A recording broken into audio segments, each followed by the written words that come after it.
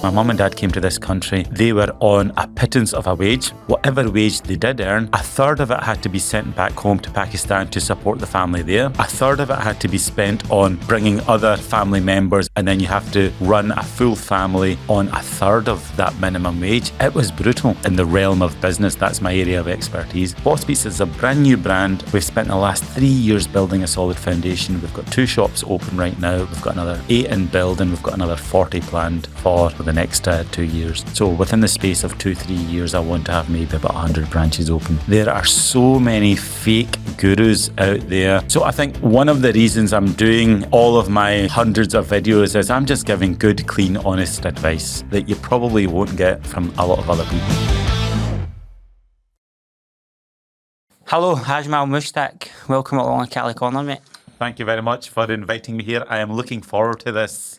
No, you're like the podcast king, it seems. You're just all over the shop doing podcasts. I do have one podcast a week. I love talking about business. I get invited all over the country to talk about business, money, success. So it's something I enjoy doing. And before we start, I'm going to give you the passport. I'm going to give you the green light. Let's go controversial. Let's do a deep dive into any topic that you want. All right, that's interesting. Right, well, obviously you're saying that you love talking about business and success, and I think you obviously pitch yourself as like a sort of self-made millionaire is how I would describe it. Is that fair to say? Or I don't pitch myself. I think I do mention my financial success to establish credibility. Like, why should someone listen to me?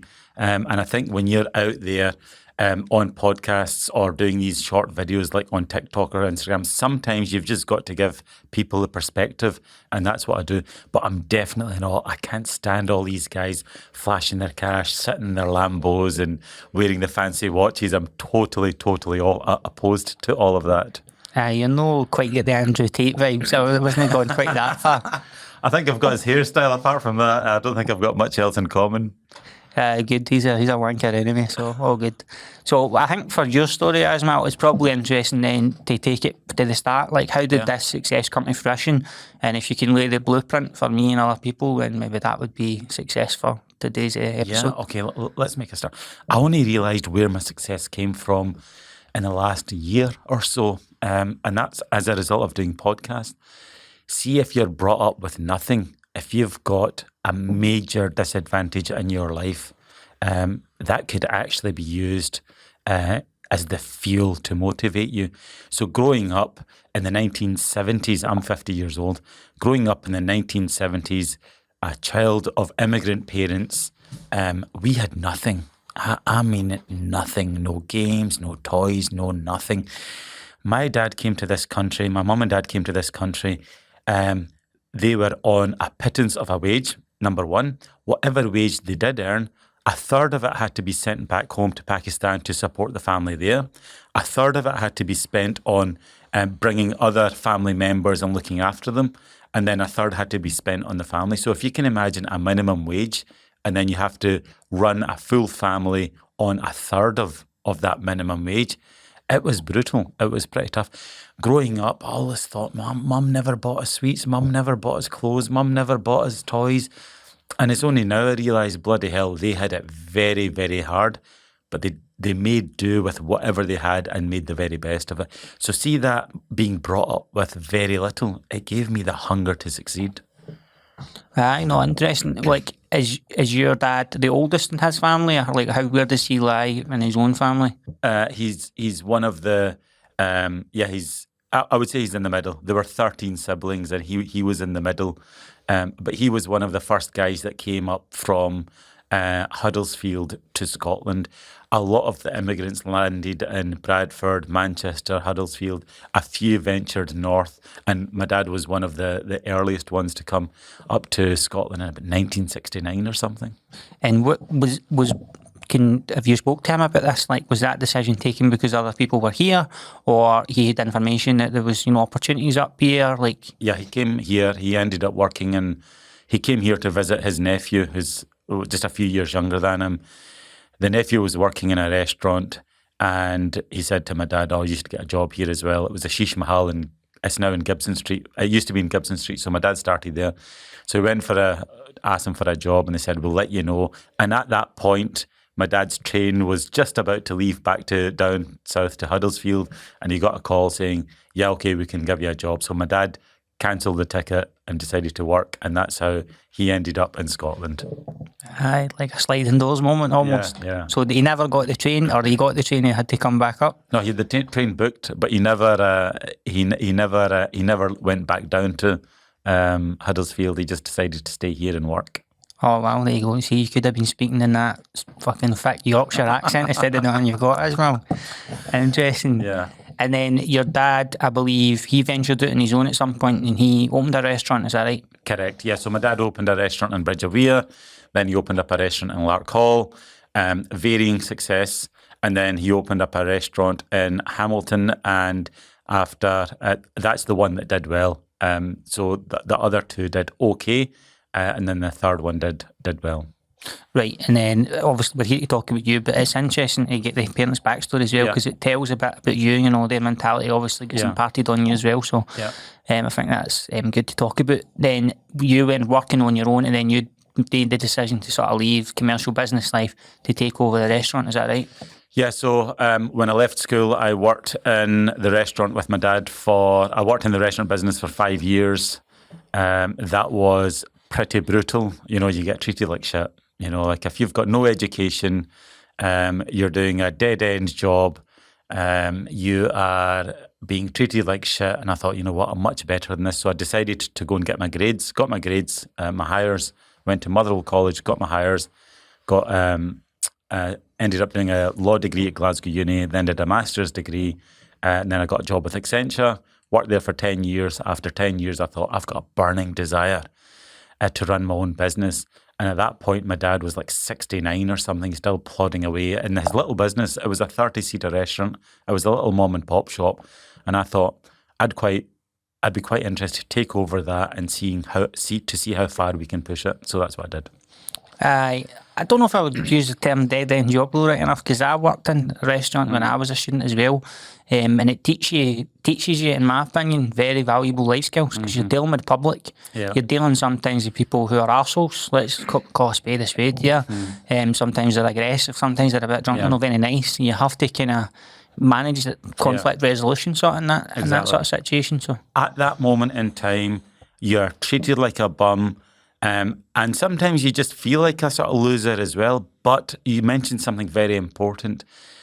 Working in a restaurant, waiting tables, taught me one of the most valuable life skills ever, that can be applied to any business, to any walk of life. And that is the ability to strike up a conversation with anyone at any moment in time. And see, as you go through life, that is such a valuable skill to have. 100%. And see, when I go now out for food, like there doesn't seem to be as much of that culture. Like I don't know if businesses care as much about that anymore. Like the staff, they're just, hey, how you doing? What's your order? Boom, it's all fast, it's all quick. Yeah. I don't know if we're losing the art of that. Like back in the day, I would see, I was lucky, I worked at the Seamill Hydro for a while, and there was a couple of wine waiters there, and they were charmers, I suppose. And it was a piss easy job. The wine waiters had it easy because they were just going around getting folk to fucking test a bit of wine and then taking wine to and from tables. And they were getting the best tips, but they were getting the best tips because they were having the best conversations.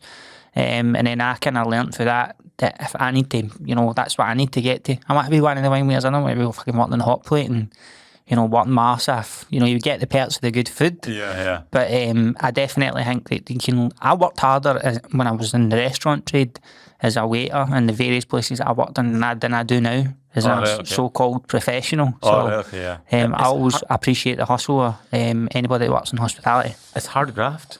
And I've got such an appreciation for anyone working in hospitality, and I've got such a soft spot. So if I go out for a meal or some food and it's not quite on point, I'm okay with it. You know what? Those guys serving, they've probably been working 6, 7, 8 hours on their feet, hot environment, intense, customers very demanding. I've got a very sympathetic approach to sort of dealing with those guys. Aye, and tip, you should, if you get good service, you should tip your waiters, in my opinion. Yeah, always. And then, so when you took over the business there, like how did you transform it? Because you said it was a sort of mum and pop shop, and I think you went in with like a different strategy and philosophy. I stripped it back to the walls, and I'm not talking the physical walls, the physical the customer service, the food, the style, the professionalism. I worked for Accenture for 10 years, or nearly 10 years. I brought in all of the professionalism and applied it to this business. So it was like systems, processes, training, professional customer service. No one was allowed to answer a phone unless they'd gone through like a 5-week training program. That was the level of standard that we set. It was an insane level of standard. At the start of the shift, I would line all the staff up and check their hair, their face, their shirt, their trousers, their shoes. Right, everyone turn around. Let me check the back of your trousers now. Sometimes you end up with a spillage in the back of your leg or something you maybe not. Absolutely everything was just on point. That level of attention to detail was applied to every single part of the business. And the starting point for me was we've got to win the hygiene award, because I'm OCD when it comes to hygiene. And I'm thinking we won the Eat Safe award. That was the very first award that we won. And that means that made us the cleanest Indian restaurant in South Lanarkshire, which is quite an accolade. You're setting the standards, and that was very important for me. I don't know if I would have lasted right enough, Ajmal, with the inspections, getting to and from work. No, it was tough. I mean, you have to, in any endeavour, if you want to succeed, you have to set yourself very high standards. And what was the objective? Did you want to, was it in dining when you were making your money, or was it more the takeaway side of things? It was all takeaway. I realised the very first Saturday when I did the cash up, we made £3,300. For a 30-seater restaurant on a Saturday night, that's very good, right? But I've just left a very, very well-paid job. My wife has left a very, very well-paid job. £3,300 on a Saturday night is not going to cut it. It needs to be much more than that. So I thought, we are limited by these physical walls. Forget the restaurant. Let's focus on the takeaway business, because the takeaway business is unlimited. So that's what we focused on, and that then helped me really grow the business. So the restaurant business just became like a little add-on. And then what year was this? When did you start? Was this before Just Eat and all that, or? So this is 2009, before Uber Eats, Deliveroo, Just Eat were just about bubbling up at the point. They were just about to sign up, restaurants, a few hundred restaurants across the country. And it seems like you're always in the media, Ajmal. You're always putting out content. I think, where does this ability to market come from? Where did you develop that? It's very simple. I think I always say my mantra is there's no point doing a good job if no one knows about it. If you're doing a good job, get out there and tell the world. That's number one. Number two, there are so many fake gurus out there. They're bloody selling the dream, selling the course, selling a bloody, you name it. They're selling the dream. And a lot of it is just bullshit courses. And I can tell bullshit from a million miles away. Especially in the realm of business. That's my area of expertise. So I think one of the reasons I'm doing all of my sort of hundreds of videos is I'm just giving good, clean, honest advice. And the one thing about all of my videos, I'm not selling anything. I'm not selling you a course. I'm not selling you a book. I'm not leading you down a path for you to invest in crypto bullshit. I'm doing none of that. Here's some clean, honest advice that you probably won't get from a lot of other people. You're talking about Trump there. He's just made 3.7 billion, I think, with his crypto coin. Is that right? We're not going to see you going for First Minister anytime soon, Ajmal. Absolutely not. No, I don't believe in crypto. And I know, yes, there are people making money in crypto. Yes, a lot of people have made money. Also, yes, people have lost a lot of money in crypto. It depends. There's obviously all the different altcoins, but I think Bitcoin has went from you could buy it for a few pence or a few pound, and it's now up to 40 grand or something. So I think it's over 100,000 now. Well, dollars, but in our money, whatever that translates to. Oh, right, okay. So I think some of my friends are quite big on the sort of crypto. People are only big on crypto when it's going well. Everyone went quiet on crypto a couple of years ago, from about a year ago, when it dipped. Everyone went quiet. So what you find, and I feel ashamed for all the young ones, they'll probably believe it, get caught up in the hype and invest all of their money into it, thinking they're going to make money. For me, crypto is backed by fresh air and confidence. True, but I think you could say the same about stocks and shares in certain companies. You could, exactly. You could. So, no, I was actually talking to my mate about this yesterday. He has got like a reasonable, like a wee bit of money invested in it, and he's been done quite well, to be fair. And it is just Bitcoin purely that he speculates in. But I did say to him, maybe you should think about taking out the money you've put in. And he's like, no, even if it dips, I'm going to invest more. So he's totally convinced that it's an asset that's here to stay. And it does make sense, right? Because you're talking about if you own gold or you own silver, right? That's always going to retain its value. Yeah. But then you need to pay to store that money, to pay to store that good somewhere. Yeah. You need to worry about security, cameras, or the rest of it. Yeah. You don't necessarily need to have that same concern with crypto. As long as you've got a secure wallet, you're probably going to be all right. Yeah. Not for me. Aye, anyway, we're not here to make investment decisions, but it's interesting you talking about it. It's personal. And I'll tell you, it goes back to 1997 to the year 2000, where everyone was making millions in inverted commas. Everyone's making mega money in the stock market. Well, not everybody, because I was 13 at the time, so I was still fucking playing pitchy at lunchtime. Okay, so 97 to 2000, the dot-com boom. Everyone's a bloody day trader. Everyone's making millions. Everyone's talking stocks and shares, and then everyone loses, including me. I had £30,000. I was age 27. I'd worked my ass off. £30,000 in savings. Invested. And whatever you put it into, it just went up. And that 30,000 went up to £135,000. It's just paper money. It didn't mean anything unless I sold it. Anyway, a few months later, it just collapsed. Lost everything. And see, from that moment onwards, I decided whatever money I've got, whatever money I earn, it's in my pocket, it's in the bank, or it's in property, nothing else. You'll be good for a tab later then as well. Do you ever just sit and look at your bank account and go, fucking brilliant? I look at my bank account and say, bloody hell, there's nothing in there. No, I don't believe that. Because everything, it's true. It is true. There's not much money in my bank account because whatever there is, it's all invested in property. Yeah. And assets, and is that commercial or? Commercial and residential. Yeah. So my actual bank balance is quite low, but my asset, my investment in asset is pretty substantial. We'll get to all that because we're talking about the sort of takeaway side of things. So, when you had that business, I understand you implemented we will deliver within 30 minutes, and if we don't do it, then you get a free takeaway. Yeah. So, did you steal that idea for Still Game, or did they steal that for you? I think they must have stole it from you. When was Still Game out? Oh, I don't know, probably early 2000s maybe. Oh, right, or okay. Mid. No, in fact, I hadn't even watched Still Game, but I think someone else showed me that clip. It was pizza as well, right up your street. Aye. But at that time, I was in the Indian food business, so I built it up and I sold it.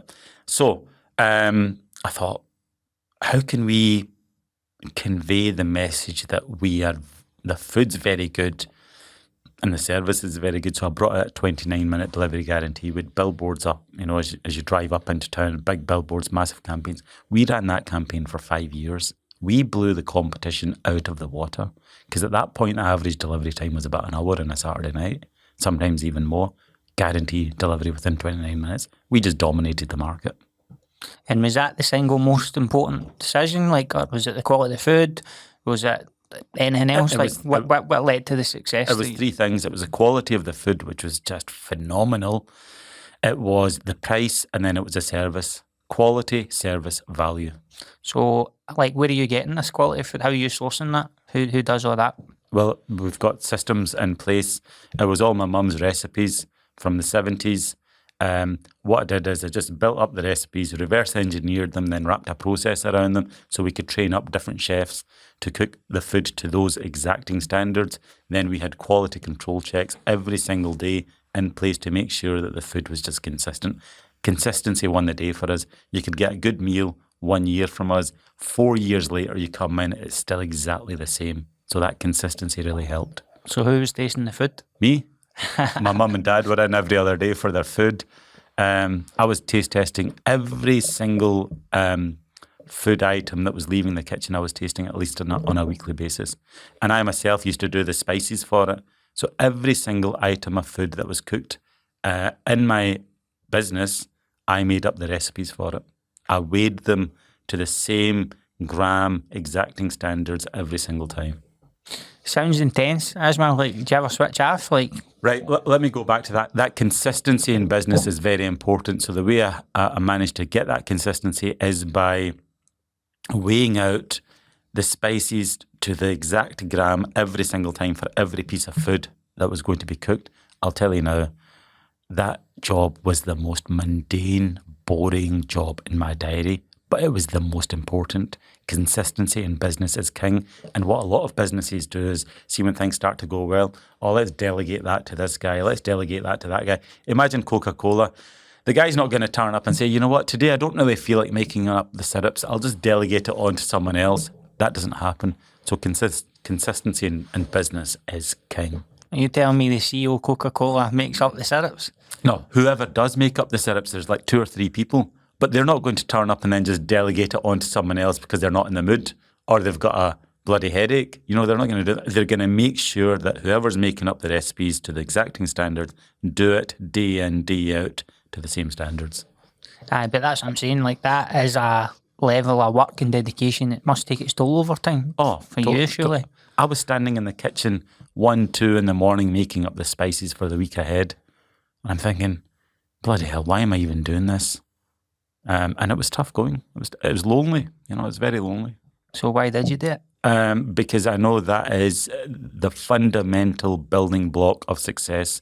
That consistency, that dedication to quality, and that is the absolute fundamental sort of building block for success. Aye, no, fair enough. And then what about like your staff there? Like, how would you measure like staff happiness when you work at a place like this? Because it sounds all very process orientated, quite demanding. Is probably the word I'm looking for. Very, very demanding. It was intense. I mean, you don't get.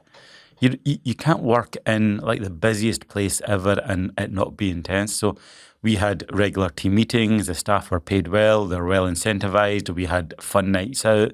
All the basic fundamentals that I learned in Accenture around people management and a great place to work, I just adopted it and implemented it in my business. And I still do that to this day. So what do you mean by incentivization? Can you give us like some examples? So I'm going to mention the word tip and we'll go back to that. So all the staff got tips. And so like it was pooled and you didn't take anything from it? Yeah, 100%. So it was pooled and it was distributed in the fairest manner possible. Let's talk about that, right? My tip policy for my business was probably the fairest tip policy in the country, and different magazines wrote about it. So, for example, there's 10 tables, but the takeaway business over here grew and grew and grew. So what would happen is the tip was pooled and then it was distributed to the top sort of 50% of the employees. We couldn't distribute it to everyone because the team just got so big. It was up to like 60 people at one point. So the top, sort of the senior people, the top half, they would then share the tips, regardless if they were doing pot washing, head chef, or on the front line, and that made it really, really fair. So everyone had a reason to turn up to work and to work hard and to make sure that the customer service, the food, everything is on point. What's your opinion on service charges when you go for a meal or anywhere? I think service charges are okay. I'm not a huge, I don't object to them. How much is a service charge? About 10, 12%? Roughly, and normally I run about that. Yeah. But you get that mainly in like Edinburgh, Glasgow city centre restaurants. I think when you go out to the towns and suburbs, it's not really a thing there. I'm starting to see it more, to be honest. Is that right? I think it's a bit of shithousery, personally. Yeah. Like, if you're a restaurant, like, you're in the business of selling an experience. Yeah. So you should put, that experience to the test, in my opinion. So yeah. I like to tip. If I'm out for a meal, I will tip, especially if I get good service. So I think people should just leave it off and then, leave it to chance, and then you'll find out at the end of the night how well your service has been, and you'll probably be able to spot trends, or when Michelle works, we get more tips. Michelle's probably talking to the customers more and providing that friendly service. Yeah, I think the service charge could be a cap on your business as well, because I think you're right, if your service is really good, you might tip 10, £20 or £15. But if there's a 10% charge, you might just say, right, I'll pay that and that's it, not pay any more. That is what happens a lot of the time. Especially when I'm out, I notice in company, like my male friends, they haven't worked in hospitality, so they don't have that appreciation for how difficult a job it is and how hard they are worked. So they'll say, oh, there's a service charge on there, it doesn't matter, even though somebody has maybe went above and beyond. It annoys me a wee bit. So if I personally was running a business, I wouldn't implement a service charge. I would just sort of see how it goes on a night-to-night basis. And I wouldn't have like managers or bosses taking the tips because they don't do the lion's share of the work. It's purely got to be at the team level. And it's good because I think there's a new law that the restaurant owners aren't allowed to take tips. And they used to, like, that was quite common practice. Or you hear of managers cutting into the tips. It should just be for the team. And I'm telling you, see if you do it just for the team. I mean, you could just walk. When you walked into my place, the staff, they were springing their step, a smile on their face. There's good eye contact, great energy. You can't buy that. You can't force someone into being that. So yeah, the tip policy we had was amazing. And like, you might not answer this, but I'll ask you anyway. How much did you buy it for and how much did you sell it for? Mushtaq's? Aye. I'm not going to say. Oh, keeping your cards close to your chest. Yeah, because when I sold it for a very, very good amount. It was the biggest takeaway operation in Britain. So yeah, no, I've just kept that one quiet. Is it still going, like the business? It's still going. It was bought over, and it's still going. Aye, no, fair enough. And another thing I seen you doing, Ajmal, recently was I don't know how to refer to them. The BBC, they had you in recently talking about remote working. So what's your philosophy on that, given the sort of trade that you're involved with? Working from home. So I've got a head office now. Working from home doesn't work. It's great for the team, or it's great for the team if they want a wee Skype or to be lying in bed. But cast your mind back to when working from home was first introduced, during COVID, right? I'm a numbers guy, right? Everyone is saying, it's so good for productivity. Working from home is so good for productivity. And I thought, really? Is it? If it's that good for productivity, the share prices of all these companies, the financial performance of all these companies will just go straight through the roof. Clearly it wasn't, which is why they've got all the people back in the office now. So working from home, everyone is saying they're much more productive, but that didn't reflect in the financial results. And that's why a lot of companies have cut back and now they're getting people back into the office. Well, I would dispute that because the company that I worked for, their share price actually went through the roof during COVID. So I don't think that's fair across the board. And where is it now? I think it went down and it's back up now again. But I don't know if it's reached the heights that it was during COVID levels. Yeah, so that's what I'm saying. In COVID, I mean, it was quite difficult to gauge. Share price is often quite difficult to gauge. If there's uncertainty, it can often go up. So that's what I'm saying. Everyone is saying that the rhetoric was everyone's more productive. And I think even the companies were buying into it as well because they're saying, oh, everything's more productive. Now we're going to have working from home forever.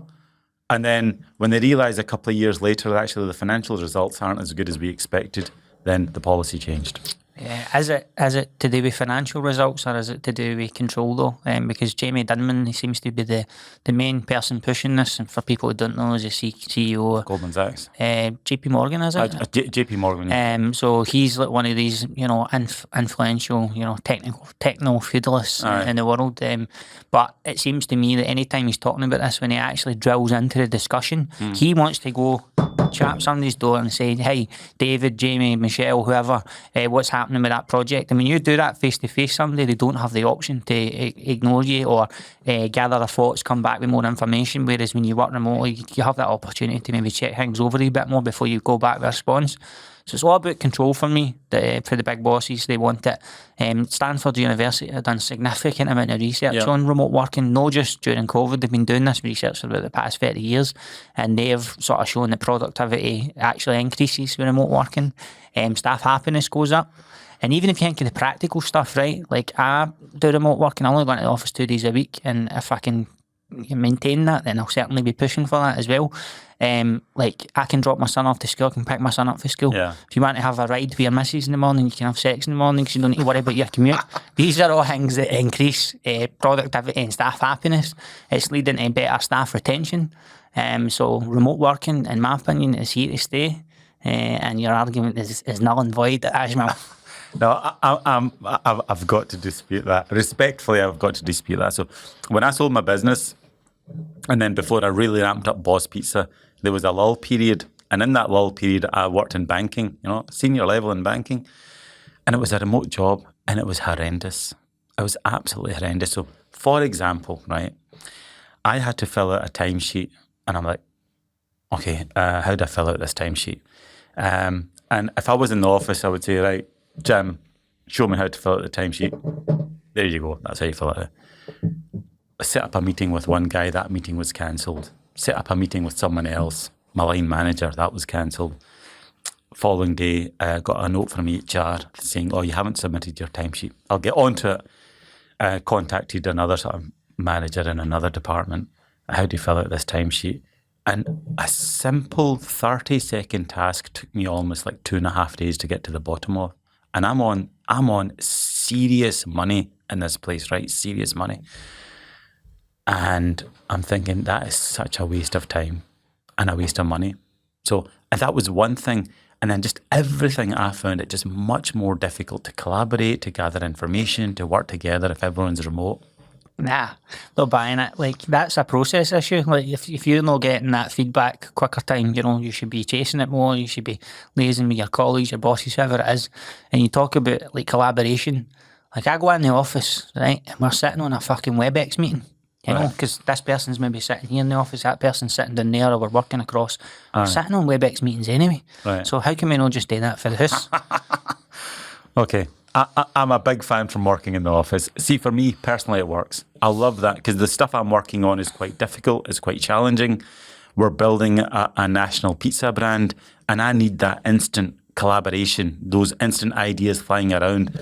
Right, guys, let's jump into a room and thrash out some ideas. I was in a team meeting last Thursday. One of the team members brought in chocolates, biscuits. We had a laugh. We're all together. We're sharing ideas. You can't really do that, when you're working from home. Again, respectfully, I'll disagree. I'm not saying you should work from home all the time. I think you can become isolated and it could be dangerous, right? Yeah. But I'm looking at it from my child's perspective, and my grandson and my grandchildren, whoever it's going to be. Mm-hmm. Do I want them to maintain a life, to travel maybe for 1.5, 3 hours a day to an office so that they can, pay for food and pay for goods? And the answer to that is no. Like, they can go in a couple of days a week, you can maintain that face-to-face and an office collaboration. But you mentioned it there yourself, the exact word. You need that instant. Like, you're the boss. You're ultimately the person who's going to make all the returns for the business. Your staff don't always need that. Your staff not always going to be on the ball. Sometimes you get called in for these meetings to brainstorm. Your energy's down, you're low. You can't be producing at that level all the time. So I don't think you need to be in the office to provide that. I think that could be a scheduled meeting that on Monday at 10 o'clock, we're going to have a meeting about this subject. Please come with some ideas and some thoughts. Like, I don't think that, if you have that meeting on the 4 o'clock on a Friday versus 10 o'clock in the Monday morning, I don't think it's going to make a huge difference to Boss Pizza, in my opinion. Okay. Thank you for sharing your opinion. So we're going to disagree then, that what it looks like. We're going to agree to disagree. I'm a big fan from working from the office. You're a big fan from working at home. Next topic. No, right. So, right, you've obviously got offices down south. In Hamilton. Businesses down south, like franchises. Yeah. They're in the process of opening. Right. So how often are you going down there to oversee operations? It'll be done once a month. So there's a significant part of that has been managed remotely then? Yeah. But there's regional managers. It's the individual franchisees that are the ultimate bosses of those businesses. So they're there and we're just there to provide additional support. We don't need to be involved in the day-to-day. So let's go into the Boss Pizza then. So Yep. how does it work then? So I want to become a franchisee. I want to open a shop in Motherwell. How does that work? You open up we open up the shop, franchise fees paid, we open up the shop, you buy the system, the processes, you get a weekly delivery of all the goods, we do all the training, and bang, you're up and running. The reason people buy a franchise is they can enter the world of entrepreneurship and limit their risk at the same time because they're buying into a proven formula. So that's the way it is. And the investment for us is only about £150,000. So if you want to get a Boss Pizza shop up and running, it's about £150,000. It's more money than I've got anyway. What's the crack with, like, how does that compare to Domino's and Pizza Hut and Papa John's and places like that? Well, I think the Domino's franchise is in the region of like £500,000-600,000. So that's mega, and ultimately our fit out is exactly the same. The only thing you're paying for a premium is the Domino's. It's been around longer and they've got more intellectual property. So it's the same model effectively, it's just that they're offering like a premium price. You're saying we can do it for cheaper and the quality is going to be just as good? Our operating model is exactly the same as Domino's. You put a pizza in one side of the oven, it travels through the oven, it comes out the other end cooked. The operating model is exactly the same. The only difference is we make our dough fresh in store every day. They get theirs frozen or refrigerated in 2 or 3 deliveries a week. And how many shops do you own outright, and how many are you looking to like sell to other people effectively? Oh, right, okay. So I only own one shop. That's a shop in Lark Hall. And then we've got, right now, we're a brand new brand. A lot of people think that Boss Pizza has been going for many years and we've got hundreds of branches. No, Boss Pizza is a brand new brand. I started it in COVID. We've spent the last 3 years building a solid foundation. We've got 2 shops open right now. We've got another 8 in build, and we've got another 40 planned for, the next 2 years. So within the space of 2-3 years, I want to have maybe about 100 branches open. And so you've not took Boss Pizza over for somebody? This is your brainchild, is it? Yep. Yeah, so we started it in COVID, and it's just, we started Boss Pizza just as an extra. Oh, the restaurant's closed down, let's start a little pizza brand, or let's start selling some pizzas, and my God, they flew. They just flew so much. It was so successful to the point we decided to spin it off as an extra brand, as a separate brand, and then from there it just went from strength to strength. So we've got, the real number is we've got about 70 shops in the pipeline now. And what's the goal with that? Do you want to take this, is this going to become like a public limited company, like you're going to try and sell, or this is... No, I'm going to try and grow Boss Pizza to the best of my ability. I'm going to grow it as big and as far as possible. And whatever that journey looks like, I'll just go with the flow. I've not got a clear plan in my head that I want to exit in 3 years, 5 years, 10 years. I just want to, it's the business challenge of taking a pizza brand and seeing how far you can push it. It's almost a test of our own business acumen. And is this just domestic? This is only in the UK, or are you planning on taking this international? Big mistake a lot of businesses make is they don't even get going in the UK and they're already thinking of international. The word international is banned in our office. Let's get up to 40, 50 branches in the UK. Then if there's an international opportunity, we could consider that. But at this moment, international is banned. And how many shops would how do you compare how well you're doing against your competitors? You're talking about the start, this is about business, this is about success. Yeah. So where do you get those metrics? How do you know that you're doing as well as other pizza startups, or you're going to be a challenger for the big boys? We've got 30 years of data that we use to determine the success of a store. And that is based on the financial performance, it's on the population density, it's on the amount of staff that you need, it's on the amount of rent and rates that you pay. So we've got full metrics around how to determine the success of a store. So where do you get that data? 30 years of working in the fast food business. Oh, so this is you're comparing this against the data that you've collated in the restaurant trade? Yeah. And it's just, data is data. It's people eating food. So that's all it is.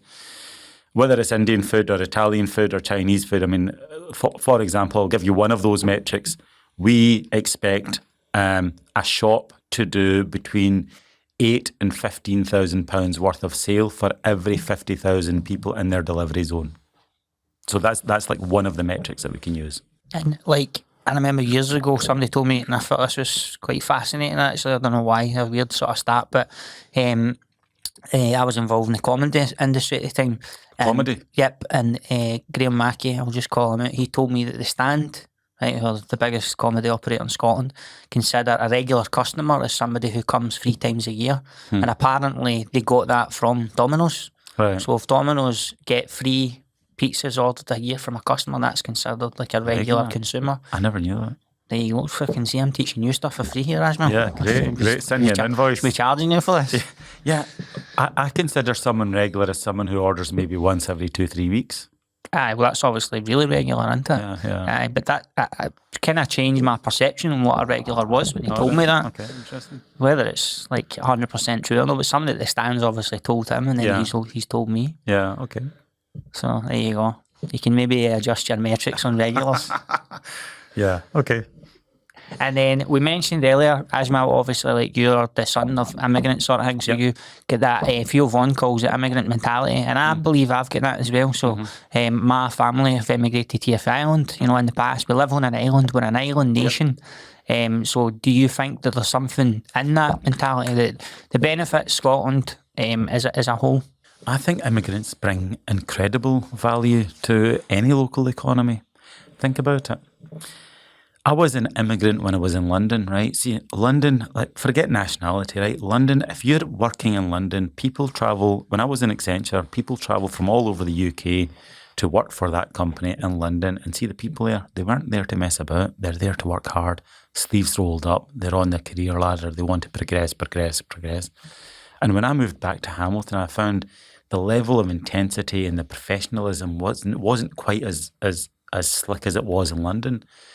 So as a immigrant from Hamilton to London, I was there, I was serious, I wasn't messing about.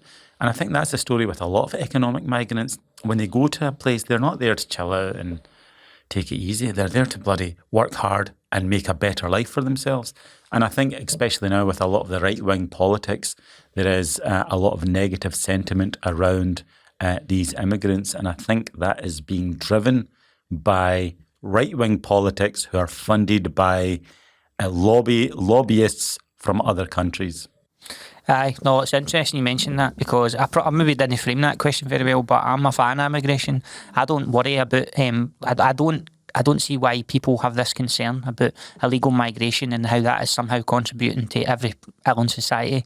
I just do not subscribe to that at all whatsoever. I don't know what the numbers are. Obviously, people who are here either legally or illegally, but I don't see that as being the problem. I see the distribution of wealth maybe as being the problem in society. Yeah. I would like to see some changes there. Yeah. I'd like to see the government taking more decisions to build more homes, more schools, more hospitals, things like that. Mm-hmm. But I certainly don't have any issues with immigrants. And I think this rhetoric that is bubbling up, the rise of the right in Scotland, Reform UK looking as though they're going to wipe the floor with mainstream political parties up here is dangerous. I worry about it a wee bit. Yeah, it's interesting. There's a really good image that encapsulates this whole conversation. You've got a rich banker or a rich guy sitting there with a plate full of cookies, and you've got a migrant there, and you've got a worker in a high-vis jacket with one cookie, and the banker saying to him, careful, the rich guy with his plate full of cookies saying, careful, that migrant wants your cookie. And that's it. It's the distribution of wealth. So there is so much wealth in the economy. We've got £2.7 trillion worth of debt in this country. And that is nowhere near caused by immigrants coming over in a dinghy. Yeah, that might contribute to 1, 2, 3, 400 million pounds, but no way is it contributing to the 2.7 trillion that we've taken on. I completely agree. And obviously, I think you're a practicing Muslim as well, are you? Yeah. Ajmal. Yeah. So when you're in like the mosque, I don't know if you go to the central mosque or there's mosque and also another Islamic or whatever, are people concerned about this? Like, is this a worry genuinely that, with the language changing, that maybe, people are a bit tentative and scared about? I'll tell you what happens in the mosque. We turn up, you pray and you go home. There's no debates about immigration or, sometimes the imam, sometimes the imam who's like the leader of the mosque, he might say something like, they might mention something topical that's happened in the news, just in his little sort of pre-prayer speech. But generally, that's what happens. You turn up, you pray, and you go home. I think a lot of this discussion takes place outside the mosque. Well, you mentioned that it's like foreign countries pushing this agenda. Yeah. Like, why do you think that that this agenda is being pushed? Why? Yeah, well, I think it's quite simple, right? So, in Israel, for example, I think we've seen now that Israel controls the United States of America. It is so blatant. There is billions of pounds being paid to the politicians, and then they lobby the government for their own benefit, and they're getting billions and billions of pounds of military aid being sent to Israel, right?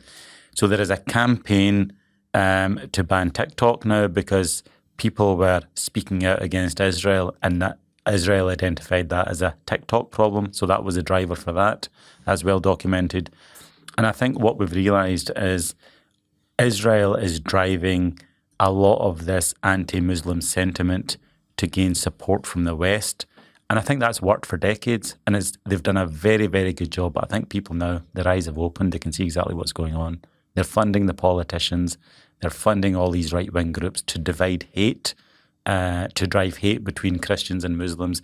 And then over there in Israel, they can carry on with their genocide, their ethnic cleansing, and the Greater Israel Project, which is aimed to take over that whole region. And I think people have just woken up.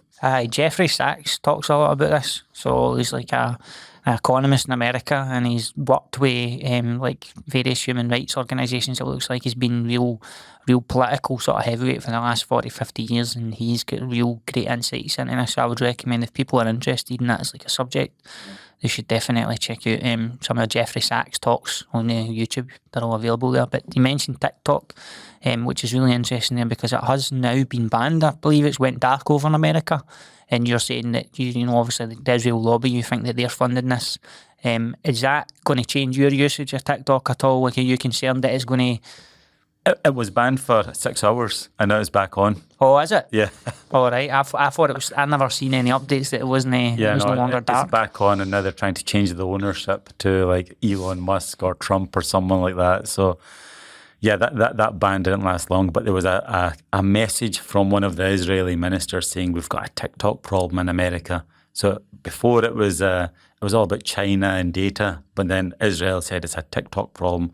The youth of America are turning against Israel. We need to deal with that. So that didn't work. No, that's interesting. I know the stats for the universities are really high. Obviously, some of them were, protesting, what was going on in Palestine, and good on them. They're taking a stand, the American students anyway.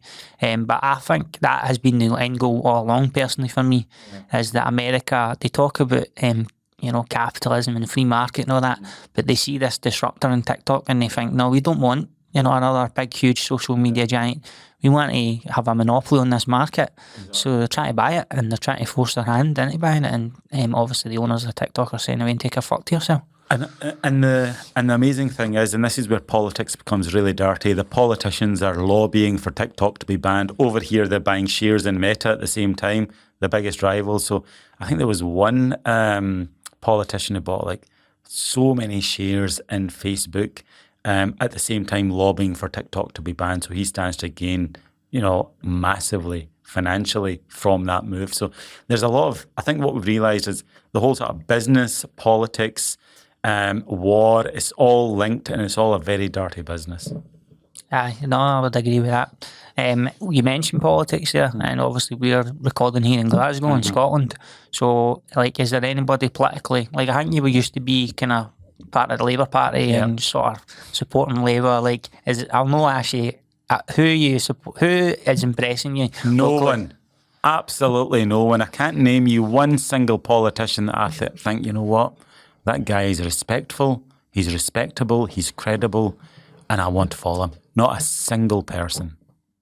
That politics is in the gutter at the moment. And I think there needs to be some criteria. You need to have performed in life to some level of competency before you should be allowed to be a politician. It's just a load of nonsense. And you see like in America, I can draw the comparisons because the politicians here aren't much better. They're quizzing these like Mark Zuckerbergs and these, what do you call those, when they've got like Senate committees. Senate committees and all that. And they're asking the dumbest questions ever. Like, I can't even remember, but like when Mark Zuckerberg was up there in front of that committee, he was being asked some of the stupidest questions. And I'm thinking, these guys are running our country. They should be banned from running our country. It's a subject that comes up a lot on here, is like politics and the sort of subject of politicians. And I was thinking about this recently, like the MSPs, for example, right? Let's take them. They're on like 72,000 a year just for being elected. So you're talking about you're going to get maybe 10 to 15 reform sort of candidates will probably get elected in the next Scottish parliamentary election. You're talking that's between 700 odd thousand and 1.7 million that we as taxpayers have to pay. Like, it's ridiculous. They should be a starting salary. Like the way like lawyers in this country, when they get employed, they only start at whatever it is, 24, 25, 30 grand below whatever the average UK wage is anyway. Why do we not do the same for politics? And then we'll start to get people who are actually interested in public service and engaging with the community, because I think a lot of them are just grifters. They're thinking, I'm going to get in here and get a decent salary and a decent pension for 5 to 10 years, and then I'll fuck off and do media, whatever else it is, and write a book and do stand-up tours. I mean, Nicola Sturgeon, like, I think she was effective. She was really good. But now she's trying to rebrand herself as a fucking stand-up. Like, it's stand-up comedian. Aye, her and Mary Black are doing stuff at the latest like Glasgow Comedy Festival. It's not for me. Yeah. Like, I think something has to give somewhere. Yeah. I think the standards, going back to the main point, the standard of politics and politicians needs to increase massively, and I think there needs to be more scrutiny around how much money they're allowed to receive from all these various lobbyists and lobby groups. How are we going to change that though? If like you were politically engaged, I think before, and it's like you're no longer involved with like these political parties. How are we going to change the system? I don't know. It's so corrupt to the core, and I don't even have the answer for that. I can't even begin to imagine what the answer is. Well, fair enough. What about one other thing we've not mentioned is in your trade, artificial intelligence is obviously on the rise across many industries and businesses. Are you using it at all? Like in Boss Pizza, are you looking to utilise it?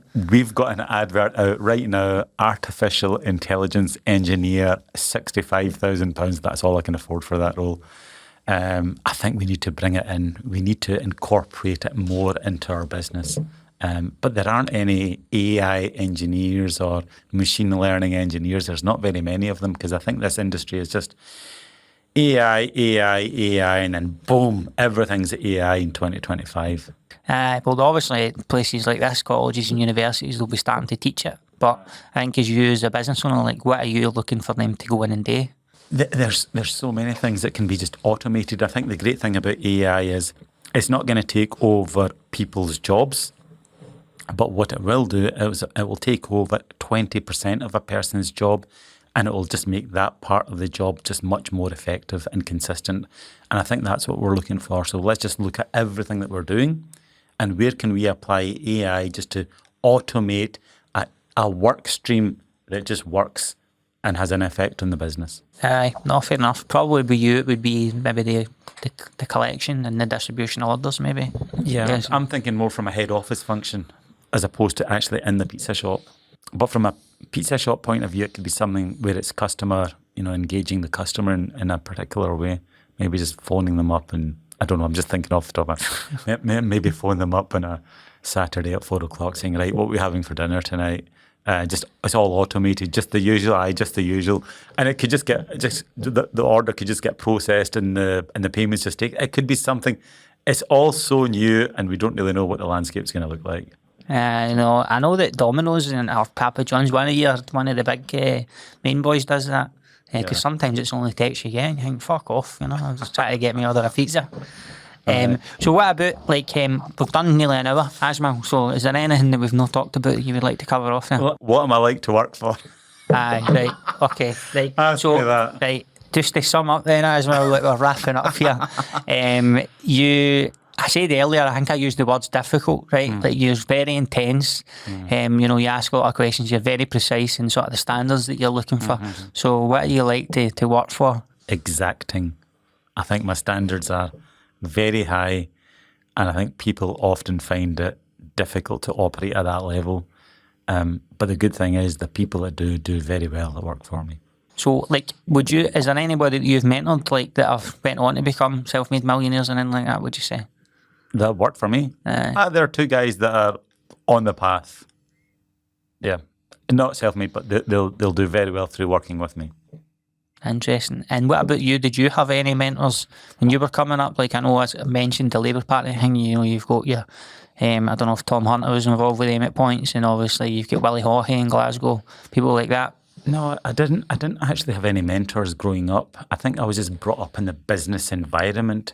Okay, yeah, it was a small restaurant, but still you hear your mum and dad talking about business. You see them counting cash. You talk to them about, oh no, you need to put money away for a rainy day. You talk to them about, oh yeah, I need to do an advert because we've not done an advert for 6 months. You're just picking up these little micro messages. Then when I was a teenager, I was just super interested in business. I would think, how come you've got money and you've not? Like, what's the science behind it? What's the steps? What have you done differently to this guy? And I would actually try and sort of really understand. So I became really interested in business. All I would do is just read business books. So I could talk about business, read business, give business examples all day long. So if I gave you had to start again, right? Your transport back in time, and you're still Ajmal Mushtaq, you still look like you still get the same sort of personality characteristics you've got at the moment, and I give you £100 or £1,000, how are you turning that into 10,000 or 100,000? What would you do? I would start a business, and the thing is, you can be a success in any sector, in any business, right? And the thing is, so many people start a business, they fail within a few months. It doesn't go well for a few months, and then they fail, they give up, think, oh no, it's not working. Where you win in business, you start something, you stick to the course, and just when you think it's time to give up, that's the time you keep going and you keep going. And I'll tell you a great example from Boss Pizza, right? And this is based on my experience. We started Boss Pizza just as an extra brand. The sales went up, then they plateaued. And they plateaued for like a year. And you know what? During that time, I was like, totally fine. And the guys are like, nothing's happening. I said, don't worry. I knew it takes 18 months for a business to take off. And the reason it takes 18 months is no matter how good your business is, let's say, for example, we hear about a new coffee shop that's opened up. Yeah, we're not going to go running there right now. We might hear about it, and then your wife might tell you about it 2 months down the line, and then there might be, you might see something on social media. It just takes time for the consumers to adopt your brand. And that's where a lot of people fail, is because they don't have the patience to wait. You need to keep that message out there. So I'm telling you, the sales are flat, the team are panicking. And previously, my previous business, the Indian restaurant business I had, it took 18 months of hard graft to get it to the point where it really took off. And when it took off, it was just phenomenal. I know, that's interesting. The working class characteristics, some of that as well, just having that sort of grit and determination to dig in, I think, when they go and get stuff as well. Yeah. So there's no business out there that you're looking at that you think, if I was a young person, that, you know, I'd say get into that industry or learn about that, do that? You can be a success in any business, in any sector.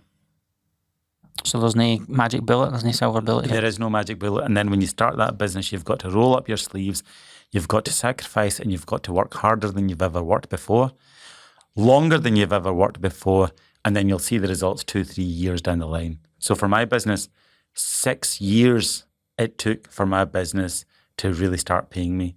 And during that 6 years, there's so many times where I thought, I should give up. I was working 7 days a week, 7 10, 12, 14 hours a day, every single day, 7 days a week for 6 years straight. And I say this a lot. I hardly saw my son for the first 6 years of his life. I get a lot of slack for that. Didn't have dinner. I didn't have dinner with my wife for 6 years. When you say you get a lot of slack for that, do you mean from Joe Public when they hear you saying that? Yeah. Or other family members or your own family? No, from Joe Public. Oh, yeah, that's a terrible thing to do. You'll never be able to buy that time back. Yeah, of course. But if you want to be a success in any sector, you have to sacrifice. There is no other option. And would your kids work for you? Would you want your kids to work for you? Oh, yeah, I'd love that. But I want them to go to university. I want them to and get a degree, work in the corporate environment for 5, 6, 7, 8 years, and then they can come back into business. And will they work for you, do you think? Oh yeah, my son loves working for me. I mean, he's 15 years old now, 14 years old now. He's saying, "Dad, when can I come into the office?" I love having him in the office. I'm teaching him all the things just now. That's good. And last thing, I mentioned Sturgeon earlier. Like, I don't mind Sturgeon. I think she was effective, and she introduced this concept that when we measure a country's economy, we talk about GDP, but why do we not talk about other metrics like happiness? So, would you date? Or again, are you happy with where you are and where you're going? I'm blessed. You know, I've got, since that 6-year sacrifice, I've never once had to worry about money. Every single decision I've made is based on, do we want it or not? Money doesn't even come into it. And I'm talking about cars, houses, properties, holidays, you name it. So yes, I went through that 6 years of incredible pain and working very, very, very hard. And then since then, life has been a breeze. And now I'm at home so much to the point my wife and kids would get fed up with me. So it's now the opposite end of the spectrum. You need to measure out the toppings for the Boss pizzas. I think that'll get you out of the house maybe. But no, Ajmal, listen, I appreciate you coming in, mate. Good chat. Thank you very much. And I wish you all the best, right? Thank you very much.